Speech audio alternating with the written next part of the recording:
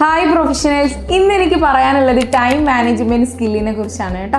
നമ്മുടെ day in ലൈഫിൽ, നമ്മുടെ ഓഫീസ് റൂട്ടീനിൽ നമ്മൾ പ്രോപ്പറായിട്ട് ശ്രദ്ധിക്കേണ്ട ഒരു കാര്യമാണ് ടൈം മാനേജ്മെൻറ്റ് സ്കിൽ എന്ന് പറയുന്നത്.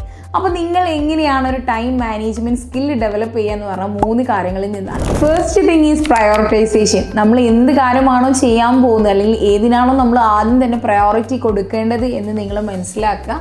Second thing is scheduling. നമ്മൾ ചെയ്യാൻ പോകുന്ന കാര്യങ്ങളെ ഓരോന്നായിട്ട് നമ്മൾ എന്ത് ചെയ്യുക, ഷെഡ്യൂൾ ചെയ്യുക. Third one is time blocking.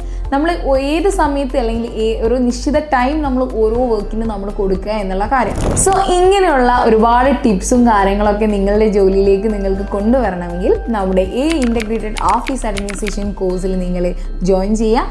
So ഇതിനെക്കുറിച്ച് ഡീറ്റെയിൽസ് ആയിട്ട് അറിയണമെങ്കിൽ താഴെ കാണുന്ന നമ്പറിൽ എത്രയും പെട്ടെന്ന് തന്നെ കോൺടാക്ട് ചെയ്യുക.